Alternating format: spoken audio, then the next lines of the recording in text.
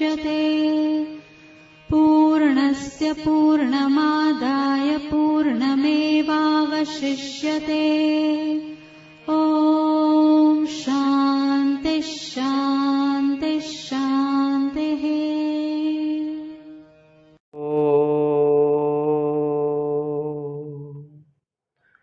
सहनाववतु सहनौ भुनक्तु सह वीर्यं करवावहै तेजस्विनावधीतमस्तु मा विद्विषावहै। ओम शांति शांति शांति। शंकरं शंकराचार्यं केशवमवादरायणं सूत्रभाष्य कृतौ वन्दे भगवन्तौ पुनः पुनः। ईश्वरो गुरुरात्मेति मूर्तिभेद विभागिने व्योमवद्व्याप्तदेहाय दक्षिणामूर्तये नमः। ओम शांति शांति शांति। कर्पूरगौरं करुणावतारं संसारसारं भुजगेन्द्रहारं सदा वसन्तं हृदयारविन्दे भवं भवानी सहितं नमामि भवं भवानी सहितं नमामि। ओम शांति शांति शांति। सच्चिदानंद भगवान की जय। उमापति महादेव की जय। ओम नमः पार्वती पतये हरे हरे हर महादेव। स्वामी श्री प्रेमपुरी अध्यात्म विद्या भवन के इस पावन मंच पर हम लोग पुष्पदंताचार्य द्वारा विरचित शिव महिम्न स्तोत्र का विचार कर रहे हैं। विचार के इस क्रम में कल तक हम लोगों ने 24 श्लोकों का विचार कर लिया था। उच्चारण हम लोग करेंगे 11वें श्लोक से 24 तक। हरि ओम। गजाननं भूतगणाधिसेवितं कपित्थजम्बूफलचारुभक्षणम् उमासुतं शोकविनाशकारकं नमामि विघ्नेश्वर पादपंकजम्। सब लोग अपनी पुस्तक में 11वां श्लोक निकाल लेंगे। 11वां से लेकर के उच्चारण करेंगे। इसलिए उच्चारण की आवश्यकता है कि इसी बहाने हम पाठ भी सीख जाएंगे।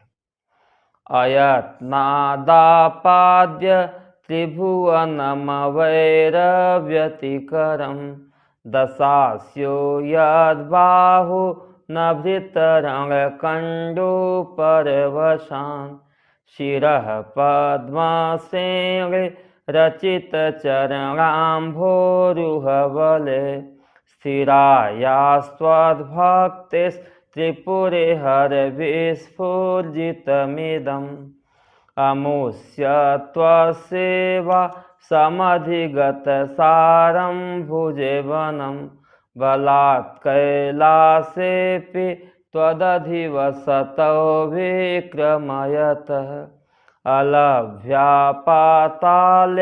प्यलसचलिताङ्गुष्ठशिरसि प्रतिष्ठा त्वय्यासीत् ध्रुवमुपचितो मुह्यति खलः यदृद्धिं सूत्राम्रो वरदे परिमोचैरपि सति मधश्चक्रेवाण परिजनविधेयस्त्रिभुवनः न तच्चित्रं तस्मिन् वरिवसितरे त्वच्चरणयो न कस्या उन्नत्य भवति शिरसस्त्वय्यवनति अकाण्ड ब्रह्माण्ड क्षयचकित देवासुरकृपा विधेयस्यासेद्यस् त्रिनयन विशंसाङ्घ्रितवत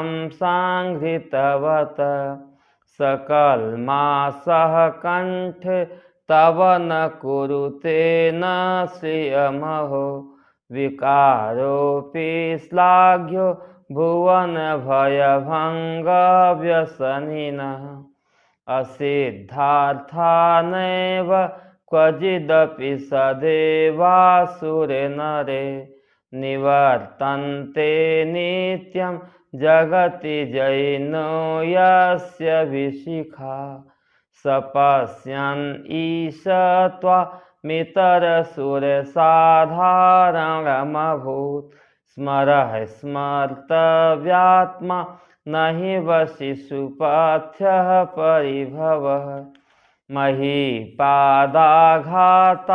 व्रजति सहसा संशयपदं पदं विष्णुर्भ्राम्यत् भुजपरिघरुग्रग्रहगणं मुहुर्दौर्दौस्थ्यं यात्यनिभृतजटा ताडिततटा जगद्रक्षायै त्वं नटसि ननु वामेव विभूता वियद्व्यापितारा गणगुणितफेनोद्गमरुचि प्रवाहो वाराम्य त्रिशतलघुदृष्टशिरसिते जगद्वीपाकारं जलधिवलयं तेन कृतमि तनेनैओनेयं धृतमहिमदिव्यं तव वपु रथक्षोणीयन्ता शतधृतिरगेन्द्रो धनुरथो रथाङ्गे चन्द्रार्कौ रथचरणपाणेशरयिति दिधक्षोस्ते कोऽयं त्रिपुरतिरमाडाम्बरविधि विधेयै क्रीडन्तो न खलु परतन्त्रा प्रबुधियः हरिस्ते साहस्रं कमलबलिमाधाय पदयो यदेको नेतस्मिन् निजमुदहरन्नेत्रकमलं गतो भक्त्युद्रेक परिणतिमसौ चक्रवपुषा त्रयाणां रक्षायै त्रिपुरे हरे जागर्ति जगताम् क्रतौ सुप्ते जाग्र त्वमसि फलयोगे क्रतुमतां क्व कर्म प्रध्वस्तं फलति पुरुषाराधनमृते अतस्त्वां सम्प्रेक्ष्य क्रतुषु फलदान प्रतिभुवं श्रुतौ श्रद्धां बद्ध्वा दृढपरिकरः कर्मसु जनः क्रिया दक्षो दक्ष क्रतुपतिरधीशस्तनुभृता मृषीणामार्त्वेज्वं शरणदशदस्यासुरगणा क्रतुभ्रंशस्त्वत्व क्रतुफलविधानव्यसनिनो ध्रुवं कर्तुः श्रद्धा विधुरमभिचाराय हि मखा प्रजानाथं नाथ प्रसभमभिकं स्वां दुहितरं गतं रोहेद्भूतां रिरमयुसमृष्यस्य वपुषा धनुष्पाणैर्यातं दिवमपि सपत्राकृतममुं त्रसन्तं तेऽद्यापि त्यजति न मृगव्याधर्भसः स्वलावण्याशंसा धृतधनुषमह्नायतिरवत् पुरः प्लुष्टं दृष्ट्वा पुरमथनि पुष्पायुधमपि यदि स्त्रीणं देवी यमनिरतदेहार्दघटनात् दवैति त्वामध्वा वतवरदमुग्धा इव तय शमशाने स्वाक्रीडा स्मरहर पिशाचा सहचरा चिता भस्मालेप सगपि नृकरोटे परिकर अमङ्गल्यं शीलं तव भवतु नामैवमखिलं तथापि स्मृतीणां वरदे परमं मंगलमसि। कल तक हम लोगों ने 24 श्लोक तक का विचार कर लिए थे, जहाँ कल विचार किया गया कि पार्वती की सुंदरता को निमित्त बना करके कामदेव ने सोचा कि हम भगवान शिव को बस में कर लेंगे, और बस में करने के लिए उसने धनुष धारण किया, लेकिन शीघ्र ही तिनके की तरह जल करके भस्म हो गया। ये सारी घटनाएं देवी पार्वती ने अपनी आंखों के सामने देखा और डर करके भाग भी गई पिता के पास भय से। लेकिन भगवान शिव ने जब उनसे विवाह किया तो प्रेम के वशीभूत होकर के उन्होंने अपने शरीर का आधा अंग दे दिया। आधा अंग तो प्रेम के वशीभूत होकर के दिया, लेकिन पार्वती यदि समझें कि वह स्त्रीण हैं, हमारे बस में होकर के मेरे को आधा अंग दिए हैं, तो निश्चय ही यह स्त्रियां नासमझ ही हुआ करती हैं। 24वें श्लोक का 2 ढंग से भाव बताया। ऊपर की पहली 2 पंक्ति भगवान शिव के लिए कही गई है एक अर्थ में। वहाँ अर्थ होता है, हे परमात्मा, आप शमशान में क्रीड़ा करते हो, पिशाच आदि आपके साथ रहते हैं, चिता की भस्म को आप अपने शरीर पर लपेटते हो, यहाँ तक कि माला मनुष्य की खोपड़ी है। इस तरह से आपकी वेशभूषा आदि देखा जाए तो आपका सारा स्वभाव ही अमंगल है। लेकिन हे प्रभु, आपका जो स्मरण करता है उसके लिए आप हमेशा ही मंगलमय रहते हैं। आप अपने भक्तों का हमेशा ही भला किया करते हैं। तथापि फिर भी स्मृतिनाम, स्मरण करने वालों के लिए हे प्रभु आप मंगलमय होते हो। एक अर्थ हुआ। दूसरा अर्थ यदि करें, ऊपर की 2 पंक्ति गृहस्थ के लिए देते हैं, भक्त की, संसारियों की अमंगलता को दिखाते हैं कि शमशानेषु क्रीड़ा, शमशान में ही क्रीड़ा माने हुआ शरीर ही शमशान है, इसी में वह रमण करता है। इतने नहीं, हे स्मरहर पिशाचा सहचरा, यह इंद्रियां ही पिशाच हैं, अथवा आपके सगे संबंधी पुत्र स्त्री आदि पिशाच की तरह दिन रात आपका शोषण करते रहते हैं, इसलिए उन्हें पिशाच कहा गया है। जैसे शरीर पर पिशाच का आवेश हो जाए तो आपके विवेक शक्ति को खो देता है और अनर्थ कार्यों में आपको जोड़ देता है और जोड़ करके दुख पहुंचाते रहते हैं। उसी प्रकार से अपने एगे सगे संबंधी इंद्रियां हमेशा दुख के दलदल में ही गिराती रहती हैं, अनर्थ में ही दौड़ती रहती हैं, इसलिए इनको पिशाच कहा गया है। चिता भस्मालेप, चिता की राख को अंगराग है, अंगराग बनाया, अर्थात देह मूत्र मल मवाद से परिपूर्ण है, अत्यंत घृणास्पद है, लेकिन फिर भी आदमी इसी देह को हमेशा सजाता संवारता रहता है।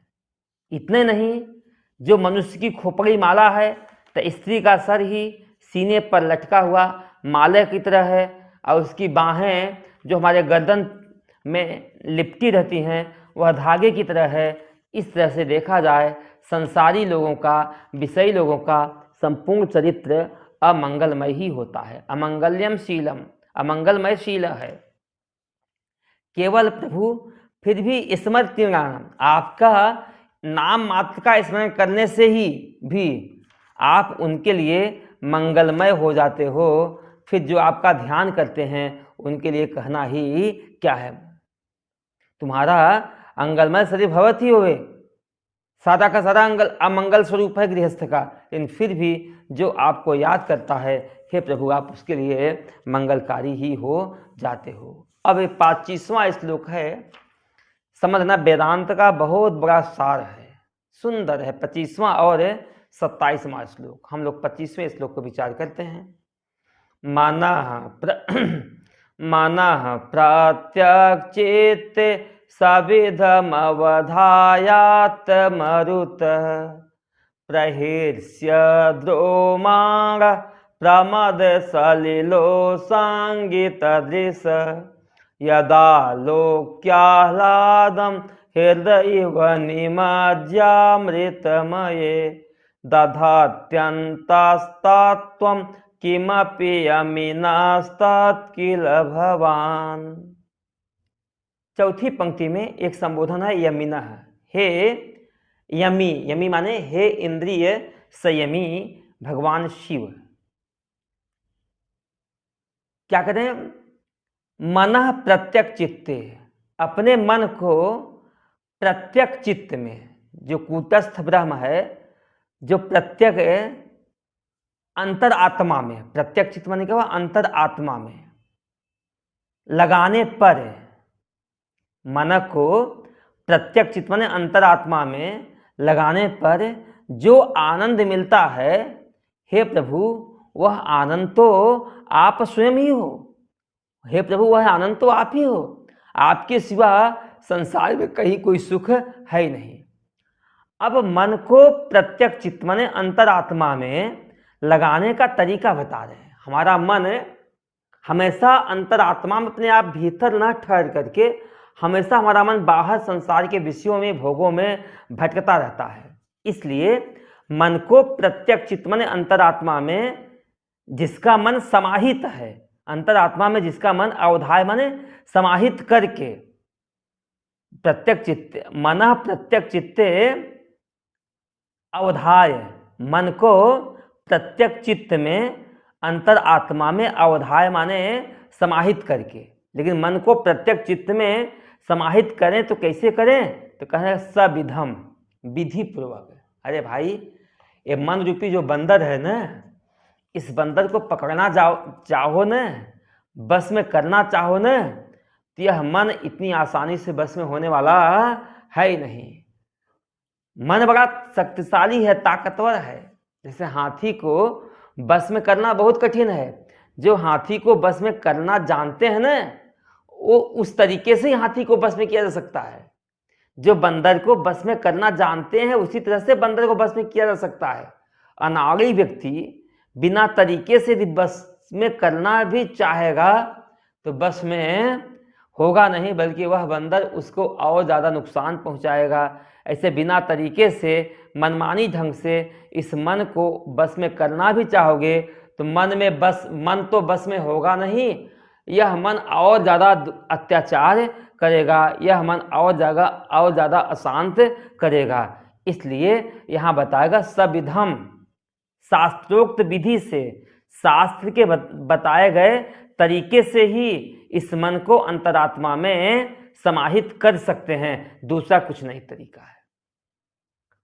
अच्छा, मन शास्त्रोक्त विधि तो कई प्रकार की हैं, मन को बस में करने के शास्त्रीय विधियां कई प्रकार की हैं। उन कई प्रकार की विधियों में स्थूल बुद्धि वाले के लिए एक तरीका बताते हैं, आत्मरुतः। आत्मरुतः, मरुत माने प्राणवायु को प्राणायाम के द्वारा रोक करके, आत्मरुतः। क्योंकि मन और हमारा प्राण है, दोनों एक वृक्ष के दो टहनियाँ हैं, एक चिमटे के दो फलक हैं।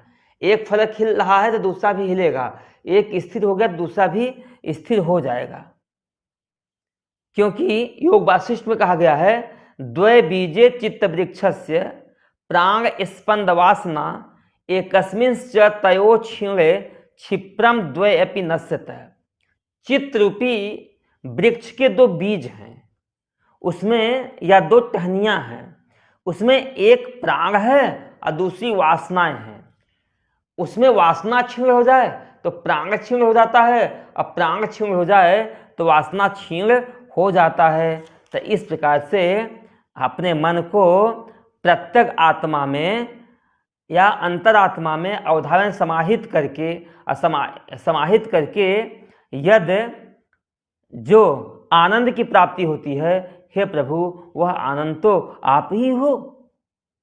यह समाहित करके जिस तत्व का साक्षात्कार होता है और साक्षात्कार होने के बाद जिस आनंद की प्राप्ति होती है, हे प्रभु वह आनंद आप ही हो। लेकिन इसकी जो पहली पंक्ति है बड़ी गंभीर है कि सविध में ही सारा रहस्य छिपा हुआ है। इस मन को विधि पूर्वक बस में करें तो कैसे करें? तो योग वशिष्ठ में इस मन को बस में करने के कई तरीके बताए जाते हैं। उसमें बताया गया है हठ तो युक्त तश्चापि द्विविधो निग्रहो मतः निग्रहोधि क्रियाक्षाणाम हठो गोलक निग्रहात्। इस मन को बस में करने के लिए दो तरीके हैं, एक हठ से और दूसरी युक्ति से। मन को विषयों से हटा करके अंतरात्मा में समाहित करने के तरीके दो हैं, एक हठ से और दूसरी युक्ति से। कोई कोई व्यक्ति हठ से मन को बस में कर लेता है और कोई कोई व्यक्ति युक्ति से मन को बस में कर लेता है।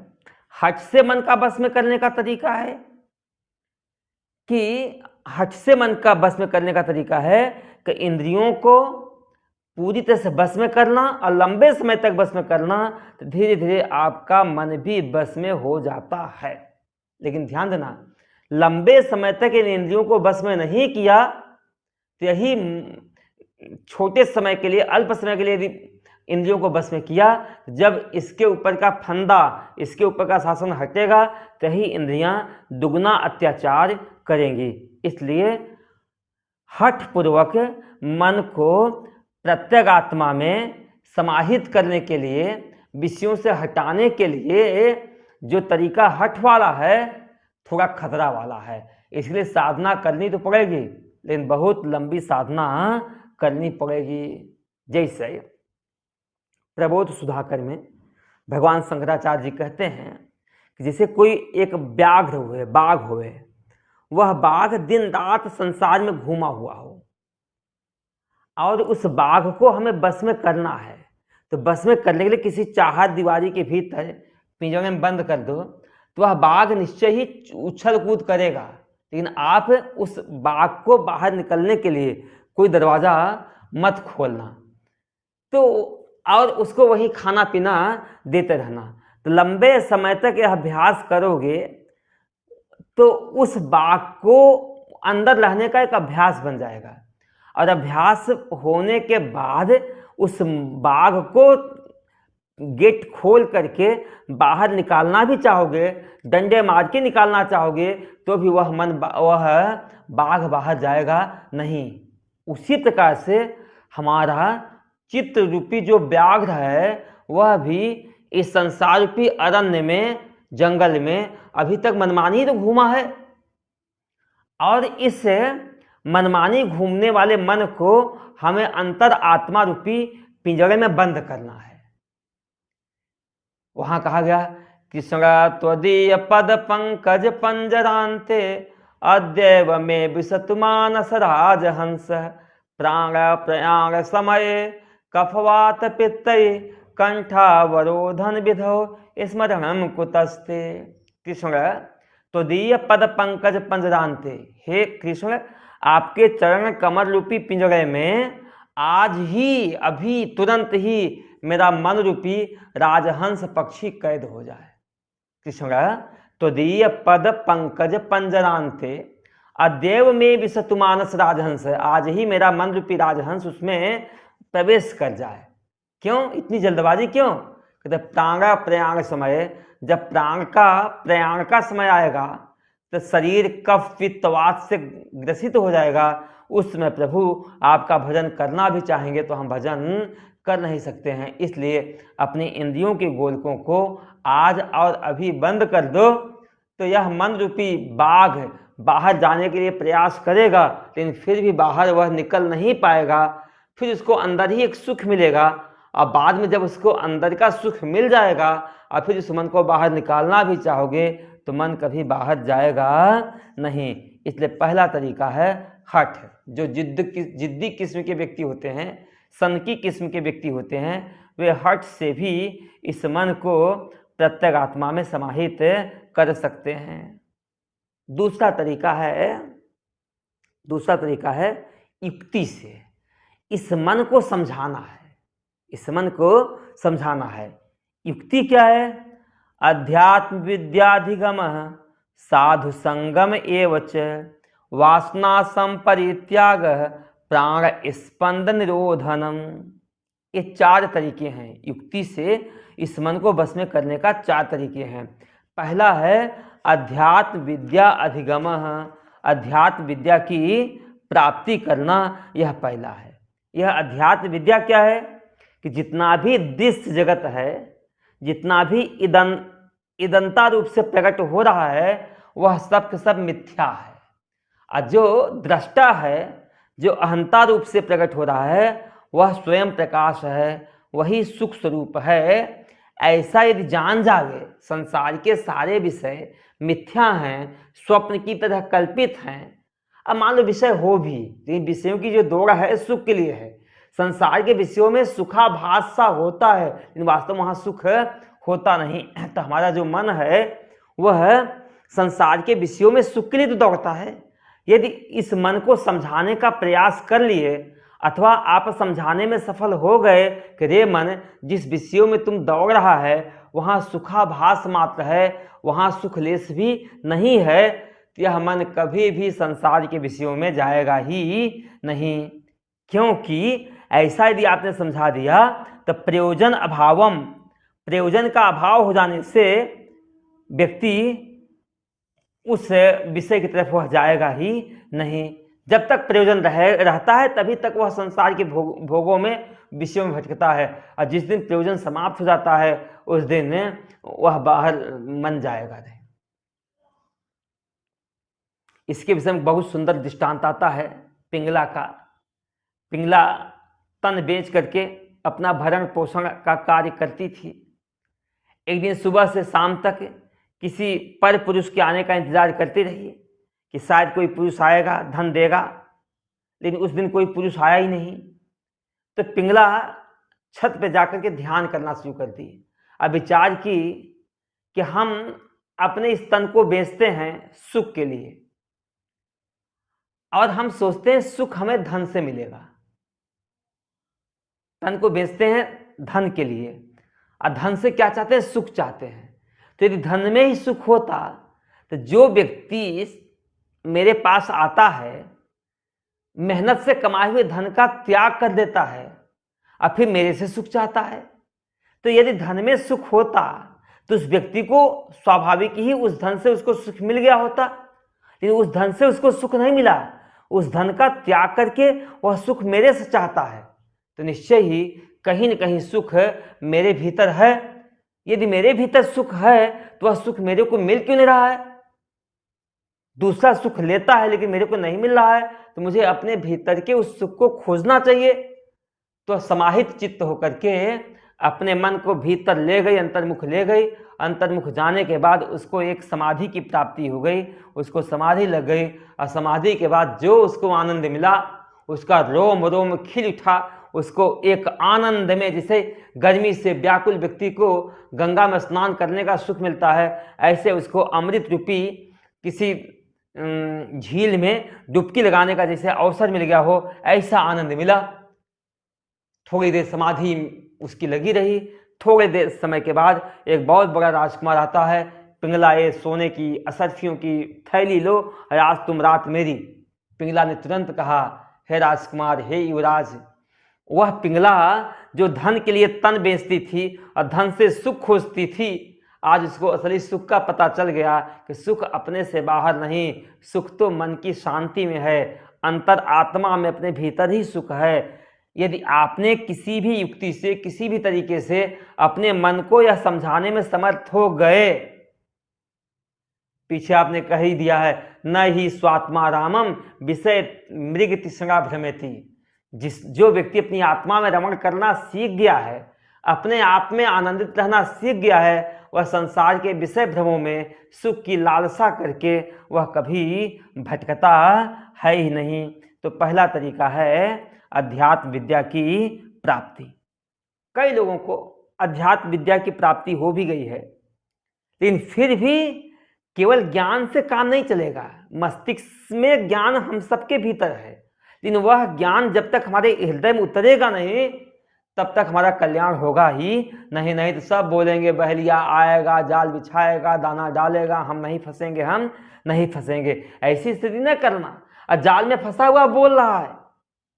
कहते हैं वस्तु का ज्ञान होने पर भी सम्यक माने अच्छी प्रकार से वह ज्ञान उसके हृदय में उतरता ही नहीं है, अथवा जब मौका आता है तो भूल जाता है। जब उसको मौका कोई मिलता है तो भूल जाता है, तुरंत देह में अभिमान कर लेता है। तो उस समय दोनों परिस्थितियों में अच्छी प्रकार से ज्ञान हृदय में न उतरा हो उस अवस्था में, अथवा हृदय में उतरा तो है लेकिन जब परीक्षा का घड़ी आती है, जब कोई परिस्थिति आती है तो वह ज्ञान भूल जाता है। ऐसी अवस्था में साधु संगम ये उपाय है। महापुरुषों का सानिध्य ही एक उपाय है, क्योंकि साधुओं के साथ रहने पर साधु लोग बार बार अपने स्वरूप का बोध कराते रहते हैं और बार बार अपने स्वरूप का स्मरण भी कराते रहते हैं। इसलिए दूसरा बहुत अच्छा उपाय है साधुओं का साथ करना। यह भी न कर पाओ तो कहते कई लोग होते हैं विद्या मद आदि दुर्वासना से साधु के साथ रहने में उत्साह नहीं करते हैं, तो कहा कि विवेक के द्वारा संसार के विषय भोगों में दोष दर्शन आदि करके संसार की वासनाओं का त्याग कर देना। वासनाओं के त्याग के लिए वहीं योग वशिष्ठ में बहुत सुंदर मंत्र है। क्या मंत्र है? असंग व्यवहारित्वात् भव भावन वर्जनात् शरीर नाश दर्शित्वात् वासना न प्रवर्तते। असंग व्यवहारित्वात्, हम व्यवहार से हमेशा असंग रहें, व्यवहार से असंग रहने से। दूसरा है भव भावन वर्जनात्, संसार में जो सत्यत्व बुद्धि है उस सत्यत्व बुद्धि का त्याग कर देने से। अर्थात संसार में जो सुख है सत्यत्व बुद्धि है उसको छोड़ दो। जैसे नचिकेता को यमराज ने जब लालच दिया कि तुम ये अप्सराएं ले लो, राज ले लो, जवानी ले लो, उम्र ले लो, नचिकेता ने एक ही शब्द कहा, प्रभु आज नहीं, एक कल्प के बाद तो ये सब नष्ट होंगी। जो वस्तु नष्ट होंगी उस वस्तु को हमें चाहिए ही नहीं है। तो संसार में जो सत्यत बुद्धि है, संसार में जो सुखद बुद्धि है, उसके त्याग करने से भी वासना पैदा नहीं होती है। और तीसरा है शरीर नाश दर्शित्वात्, यह जो शरीर है ना, यह नाश होने वाला है, यह शरीर विनाशी है। हम दुनिया भर के जितना भोग इकट्ठा करते हैं, जिस शरीर के लिए इकट्ठा करते हैं, वह शरीर ही विनाशी है। तो यदि ये तीन स्थिति आ गई, यह तीन विचार आ गया, तो वासना न प्रवर्तते, व्यक्ति के भीतर वासना नहीं होगी, सांसारिक विषयों की वासना नहीं होगी। और सांसारिक विषयों की वासना न होने से मन संसार के विषयों में न जाकर के मन अपने भीतर अंतरात्मा में ही टिका रहेगा। यह तीन तरीके हैं। इन तीन तरीकों से हम अपने मन को बस में कर सकते हैं। चौथा तरीका है जो यहाँ बताया गया है, आत्मरुतः, प्राणायाम आदि के द्वारा अपने मन को बस में करना। प्राणायाम क्या है? प्राणायाम दृढ़ाभ्यास युक्त्या च गुरुदत्तया आसनासन योगेन प्राण स्पंदो निरुध्यते। प्राणायाम का दृढ़ अभ्यास करना। कैसे? युक्तिया, युक्ति से। युक्ति भी कहाँ से है? गुरुदत्तया, गुरु की दी गई युक्ति से प्राणायाम का दृढ़ अभ्यास करना। अब प्राणायाम ही नहीं, आसन असन योगेन, आसन और असन के योग से प्राण स्पंदन निरुद्धत, प्राण का जो स्पंदन है, प्राण का जो हलचल है वह निरुद्ध हो जाता है। अब प्राण के हलचल के निरुद्ध हो जाने से हमारा मन भी बस में हो जाया करता है। यह सब आसन माने जिस आसन पे सुखपूर्वक बैठ सको, अथवा आसन माने उतना ही खाना जितना आपके लिए आवश्यकता हो। बहुत ज़्यादा हमें भोजन आदि इंद्रियों से उतना ही, गीता जी में बताया गया है, यहाँ मिताहार के लिए बताया गया है, न अतिहारम अति आहारम, न अत्यधिक आहार करना, न अनाहार करना, इस प्रकार से योगी रहता है। नात्यस्नस्तु योगो अस्ति न च एकांत मनस्नतः न चाति स्वप्नशीलस्य जागतो नैव चार्जुनः युक्ताहार विहारस्य युक्तचेष्टस्य कर्मसु युक्त स्वप्नावप्रबोधस्य योगो भवति दुःखा। न बहुत ज़्यादा भक्षण करना है, न बहुत कम भक्षण करना है, न बहुत सोना है, न बहुत जागना है। उचित आहार और विहार और उचित चेष्टा, कर्मों में चेष्टा करके उचित समय पर सोना और जगने से ही दुख को हरने वाला योग की प्राप्ति होती है। इसी भाव से लेकर के यहाँ यह उपाय बताया है। मनः प्रत्यक्ष चित्ते, मन को अंतरात्मा में सविध मन विधि पूर्वक, नियम पूर्वक, अवधाय माने समाहित करके। उन विधियों में कौन सा विधि यहाँ बताया? आत्मरुतः, प्राणायाम के द्वारा अपने प्राण को बस में करके अपने मन को अंतरात्मा में लगाना है। यदि प्राणायाम से नहीं कर पा रहे हो तो दूसरा उपाय वासनाओं का त्याग करके। वासनाओं के त्याग के लिए हमेशा 3 चीज़ें याद रखना। यह शरीर विनाशी है।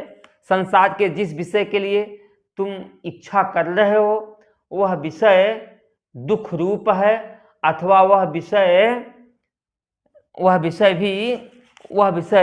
दुख रूप है, वह विषय दुख रूप है, अथवा उस विषय में सत्यत्व बुद्धि का हमें त्याग कर देना है। और जो भी व्यवहार जिस समय आए उससे हमें असंग रहना है, अथवा हठ पूर्वक इंद्रियों को बस में करके लंबे समय के बाद उस मन को भी बस में कर सकते हैं। तो एन केन किसी भी उपाय से, किसी भी साधना से अपने मन को समाहित करना है अपने अंतर आत्मा में। इससे होगा क्या? मन यदि समाहित हो गया अंतरात्मा में, होगा क्या? कहते यत किमपि तत्वम, जिस किसी भी तत्व का साक्षात्कार, आलोक माने साक्षात करता है। जब हमारा मन एकदम शांत हो जाता है ना, तो एक अजीब आनंद, एक अजीब सुख की प्राप्ति होती है। तो उस जिस तत्व की प्राप्ति के बाद सुख की प्राप्ति होती है, उस सुख की प्राप्ति होने के बाद प्रहिष्यत रोमांग है, रोम रोम खिल जाते हैं, रोम रोम आनंदित हो जाते हैं, रोमांचित हो जाता है। और वह आनंद हमें मिला है। भाई देखो, सीधी सी बात है, कहते हैं आपके शरीर का एक स्वरूप है, आपके मन की एक स्थिति, आपकी आंखें यह बता देती हैं कि आप सुखी हो या दुखी हो। आप अपने भीतर के सुख को अथवा भीतर के दुख को आप छिपा नहीं सकते हो। कहीं न कहीं किसी न किसी रूप से वह प्रकट ही हो जाता है। इसलिए यहां कहते हैं जब व्यक्ति का मन समाहित होता है विधि पूर्वक, प्राणायाम के द्वारा, अध्यात्म विद्या की प्राप्ति के द्वारा, साधु के साथ के द्वारा, अथवा वासनाओं के त्याग के द्वारा, अथवा हठ पूर्वक इंद्रियों के बस में करके मन को बस में किया जाता है जो, तो जब हमारा मन अपने स्वरूप में अंतरात्मा में समाहित होता है तो कहते हैं यत किमपि तत्वम, आलोक्य, जिस किसी भी तत्व का, और उस तत्व के विषय में कुछ कह नहीं सकते हैं। वह तत्व तो एक गूंगे का गुड़ है, जो खाता है ना वही उसके स्वाद को बता सकता है, दूसरा कोई जान नहीं सकता है उसका आनंद कैसा है। तो जिस किसी भी तत्व का साक्षात्कार करता है तो साक्षात्कार करने के बाद प्रहिष्यत रोमांग है, उसके रोम रोम खिल जाते हैं, रोम रोम आनंदित हो जाते हैं। इतने नहीं, प्रमद, जब रोम रोम आनंदित हो जाते हैं, प्रमद माने उस आनंद से सलिल उत्संगित दृश्य है, उसकी आंखों से आनंद के आंसू, उसकी आंखों में आनंद के आंसू भर जाते हैं। कैसा उसमें प्रतीत होता है?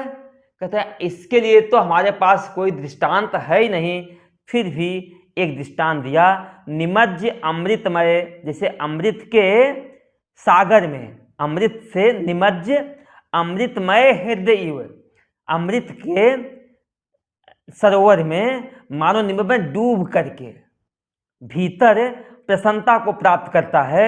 जैसे अमृत के झील में, अमृत के सरोवर में डूब करके भीतर सुख की प्राप्ति होती है, भीतर अंदर एक तृप्ति मिलती है, उसी प्रकार से उस व्यक्ति को भी भीतर जो तृप्ति मिलती है, जो प्रसन्नता मिलती है, जिस प्रसन्नता को वह धारण करता है, हे प्रभु तत् किल भवान, वह निश्चय ही आप ही हो। आपके सिवा कहीं भी किसी को भी किसी जगह पर भी सुख की प्राप्ति होती ही नहीं है।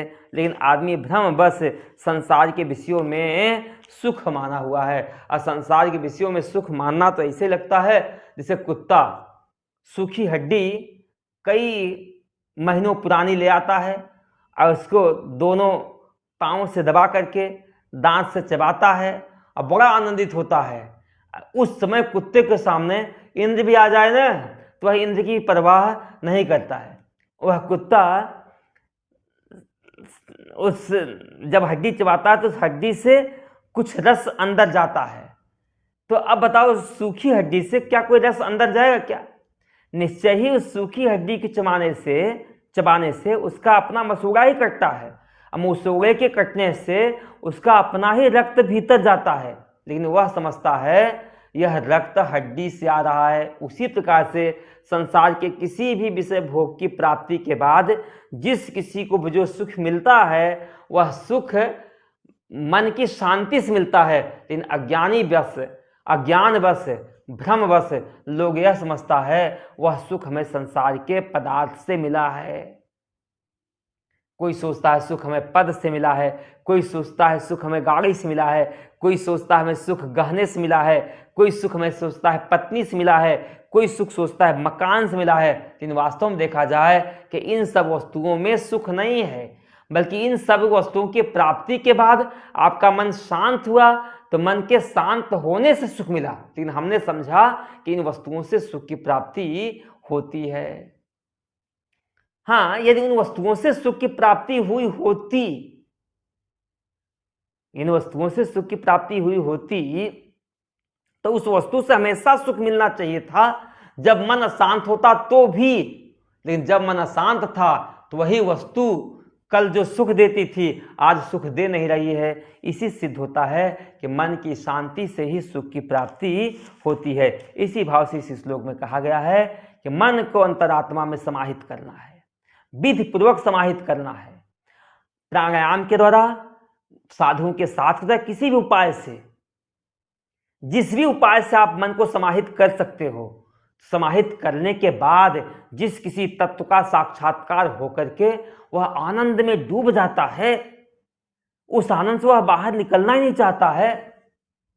आनंद में डूबा है नहीं डूबा पहचान क्या है? रोम रोम खिल जाते हैं, आंखों से झरझर आंसू बहना शुरू कर देते हैं, आंखें डबडबा जाती हैं, जैसे मानो बड़ी ताप के बाद, थकावट के बाद किसी अमृतमय सरोवर में डूब गया हो।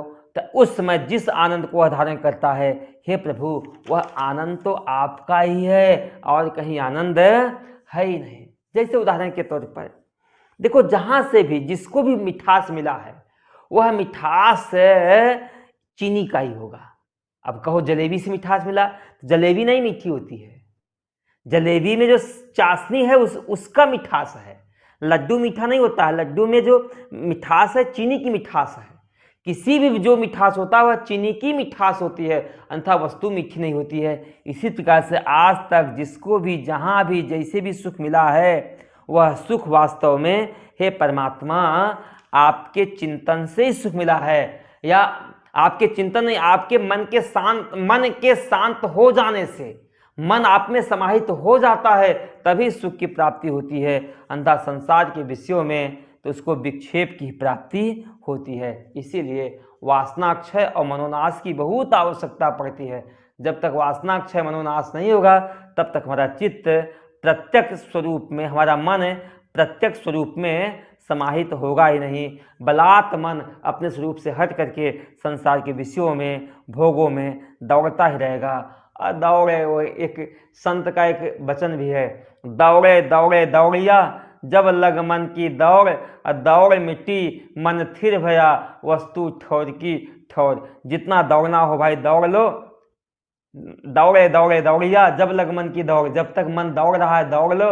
और दौड़ मिट्टी, जब जीवन की दौड़ मिट जाएगी, मन स्थिर भया, मन स्थिर हो जाएगा, तो वस्तु ठोर की ठोर, आपका अपना स्वरूप, आपकी अपनी आत्मा आपके भीतर ही प्रकट हो जाएगी।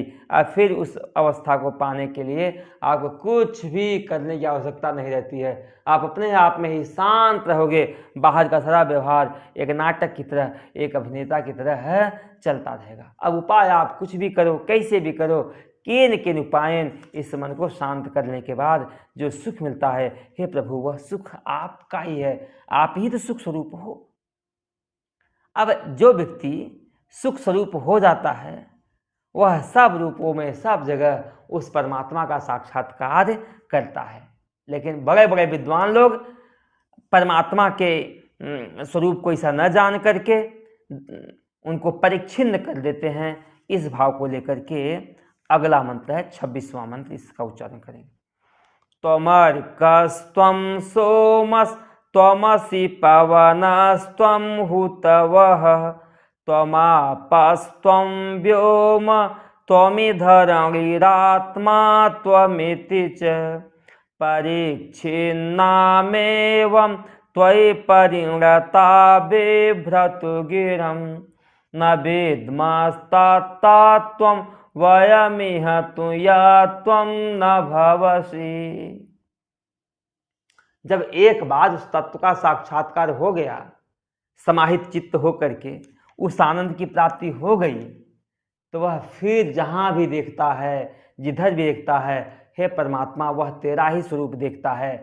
एक बार वस्त्र के स्वरूप का ज्ञान हो गया कि वस्त्र सूत से बना हुआ है, वस्त्र का अधिष्ठान सूत ही है, तो सूत से बना हुआ कोई भी वस्त्र देखेगा उसको वस्त्र के रूप में सूत ही दिखाई देगा, वह नाम रूप को छोड़ करके अधिष्ठान को ही पकड़ेगा। हे प्रभु त्वम अर्कः, हे प्रभु आप ही सूर्य हो, हे प्रभु त्वम सोमः, आप ही चंद्रमा हो, हे प्रभु त्वमसि पवनः, आप ही वायु हो, त्वम हुतवः, हे प्रभु आप ही अग्नि हो। इतने नहीं, त्वम आपः, हे प्रभु आप ही जल हो, त्वम व्योम, आप ही व्योम हो, आकाश हो, त्वम धरणी, आप ही धरणी हो, पृथ्वी हो, धरणी, त्वम उ, आप ही, उ का अर्थ हुआ एव हुआ, निपात है, आप ही धरणी हो, आत्मा त्वम, आप ही आत्मा हो, और आप ही आत्मा हो मतलब जीव हो। इति ऐसा, इतने ऐसा कह करके हे प्रभु आपको इन्हीं नाम, इन्हीं तक में सीमित कर दिया है।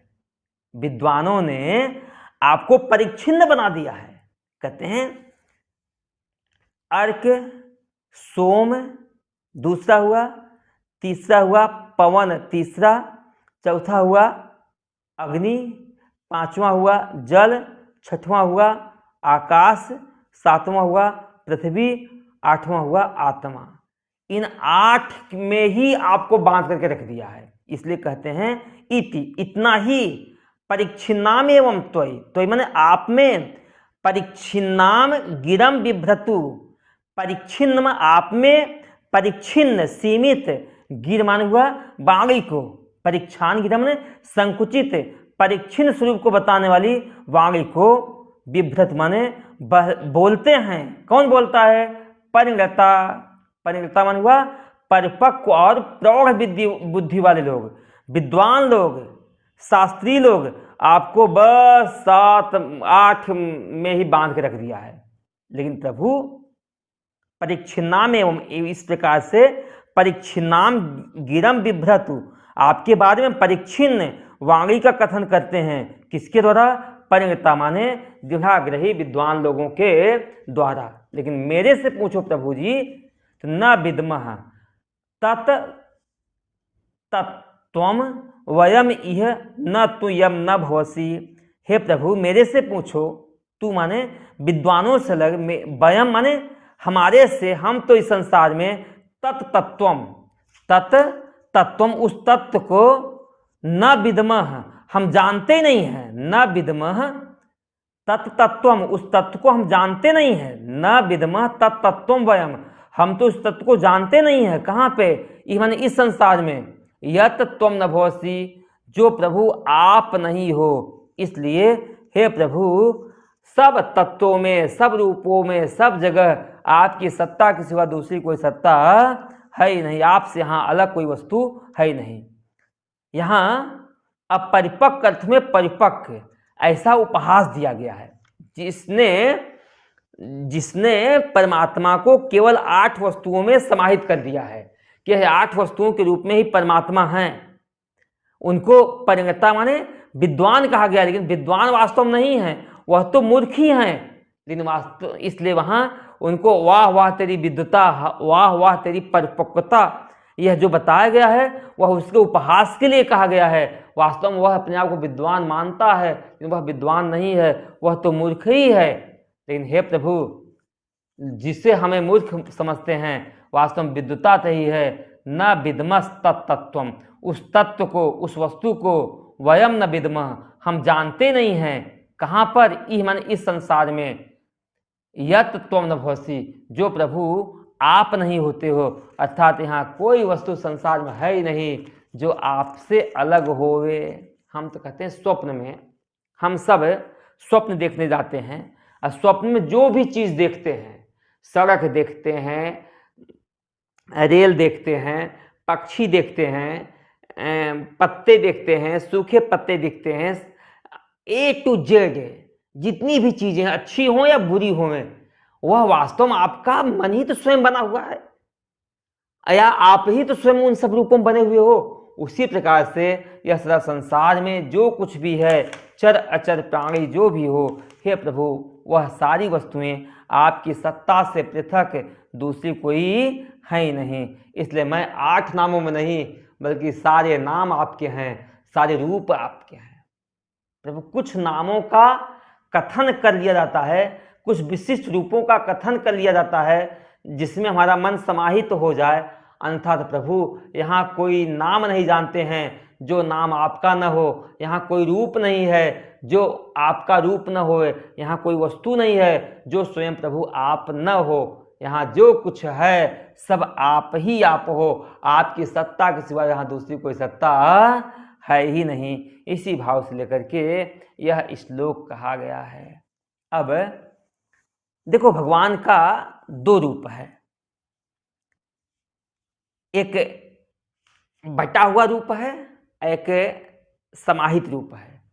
तो इस भगवान के बटे हुए रूप के बारे में और भगवान के समाहित रूप के बारे में, जो इकट्ठा रूप है, एक शब्द है ओंकार, ओंकार के द्वारा ही परमात्मा का बोध हो जाता है। इस भाव को लेकर के आपके सामने सारा मांडूक्य उपनिषद, ऋषि तापनी उपनिषद, अथर्व शिखोपनिषद आदि का ही सारा सार इस 27वें श्लोक में कह दिया गया है। 27 श्लोक बहुत ही गंभीर है, इसलिए पूरी मांडूक्य कारिका पढ़ने की आवश्यकता है। त्रयीं तिस्रो वृत्तिस् त्रिभुवनमथो त्रिनपि सुरा नकारादैर्वर्णैस्त्रिभिरभिदधत्रिर्विकृति तुरीयं ते धाम ध्वनिभिरवरुन्धानमरुभिः समस्तं व्यस्तं त्वं शरणदग्निरात्योमिति पदम्। इसकी विस्तृत व्याख्या तो कल ही होगी, लेकिन संक्षिप्त रूप से आज हम सुन लेते हैं। चौथी पंक्ति में एक संबोधन है शरणद, हे शरण देने वाले। भगवान शिव की शरण में जो आ जाए, भगवान कभी किसी को वापस करते नहीं। शरणद, इसलिए वे शरण देने वाले महादेव हैं। हमारे यहाँ भी सही था, है भी आश्रम में जो भी महात्मा आ जाए, किसी भी संप्रदाय का आ जाए, हर व्यक्ति को महाराज जी आश्रय तो देते ही देते हैं।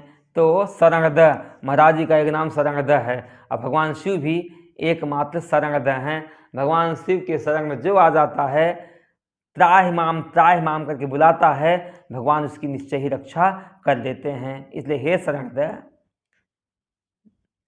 देखना अकार आद्यई त्रिभिर वर्णई है। देखो ओंकार एक पद है, ओम, ओंकारस्य अथ शब्दस्य द्वय एतो ब्रह्मणा पुरा कंठम भित्वा विनिर्यातो तस्मात् मांगलिका उभव। एक ओंकार शब्द है, एक अथ शब्द है। यह दोनों शब्द मंगलवाची हैं, क्योंकि दोनों ब्रह्मा जी का कंठ भेदन करके पहले पैदा हुए हैं। तो ओंकार, ओंकार में 3 मात्राएं हैं, अ, उ और म। अकार में 3 मात्राएं, अ, उ और म है, और इन्हीं मात्राओं से ही सारे शब्द बन गए हैं। अ, उ, म से ही सारे शब्द बन जाते हैं। तो अकार आद्यई त्रिभिर वर्णई है। अकार, उकार, मकार, इन 3 वर्णों के द्वारा, इन 3 अक्षरों के द्वारा क्या हुआ? 3 अक्षरों के द्वारा व्यस्तम, जो बटा हुआ है, ओम इति पदम, ओम यह पद बटा हुआ है। मतलब ओम को यदि बांटा जाए तो 3 हो जाएंगे। जैसे ही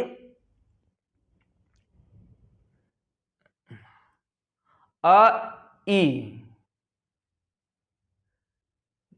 को किया जाए तो अ, ई मिलकर के यह हो जाता है।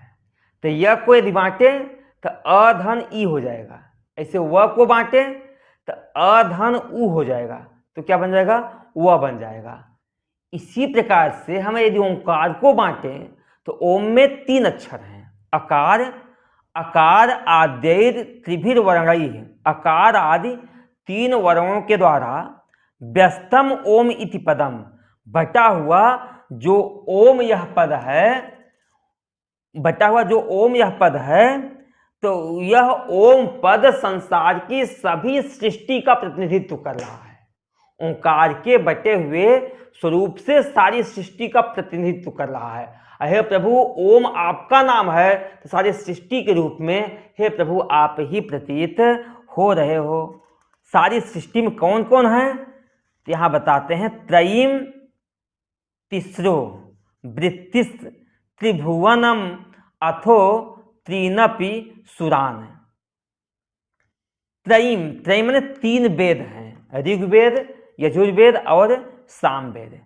तीसरो वृत्ति ही, 3 वृत्तियां हैं, जागृत वृत्ति, स्वप्न वृत्ति और सुषुप्ति वृत्ति।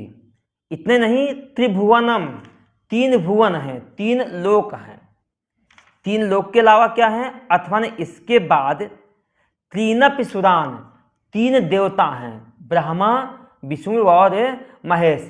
3 लोक आप समझ लेना, आकाश पाताल, आकाश पाताल और पृथ्वी, ये 3 लोक हैं। 3 देवता हैं, 3 देवता हुए ब्रह्मा, विष्णु और महेश। इन 3 देवताओं में का अभिधत्व ने कथन करता है, शक्ति वृत्ति से या वाच्य वृत्ति से ओंकार के 3, ओंकार का बटा हुआ जो 3 अक्षर है, यह 3 अक्षर ही ये सारी सृष्टि में इन सब का प्रतिनिधित्व कर रहा है। अब यहां समझना, लेकिन जो चौथी वृत्ति है अभिधत, जो चौथी वृत्ति अभिधत कथन करता है, लेकिन ओंकार का जो समस्त पद है, ओंकार का जो बटा हुआ पद है, वह तो विस्तार का कथन कर रहा है। लेकिन जैसे ऐसे समझ सकते हैं कि एक गाड़ी है, गाड़ी में पहिए हैं, ब्रेक हैं, एक्सीलेटर है, सबको मिलकर के कार एक नाम हो जाता है। लेकिन कार को यदि हटावे, समष्टि रूप से कार हो गई, या समष्टि रूप से घर हो गया, मकान हो गया। यदि उसको व्यष्टि रूप से बांटा जाए, मकान को बांटा जाए, तो खिड़की हैं, दरवाजे हैं, सरिया है, सीमेंट है, पत्थर है, टाइल्स है, तमाम चीजें बढ़ जाएंगी। उसी प्रकार से है परमात्मा आपका एक ओंकार नाम है। इस ओंकार को यदि बांटा जाए तो ओंकार में 3 पद आएंगे, अ, उ और म, ये 3 पद आएंगे। तो इन अ, उ, म में ही सारा विश्व अनुस्वित है, सारा विश्व का प्रतिनिधित्व ये 3 अक्षर ही कर रहे हैं। वह विश्व कौन कौन है? तो त्रयीम तिस्रो वृत्तिस त्रिभुवन अथो तीनप सुरान, ये हैं तीन वेद, तीसरो वृत्ति, तीन वृत्तियां, जागृत स्वप्न और सुसुप्ति। जागृत स्वप्न सुसुप्ति से जागृत स्वप्न सुसुप्ति नहीं, इसके अभिमानी विश्व तेजस प्राग्ञ लेंगे। व्यष्टि में, समष्टि में ईश्वर, विराट और हिरण्यगर्भ भी लेंगे।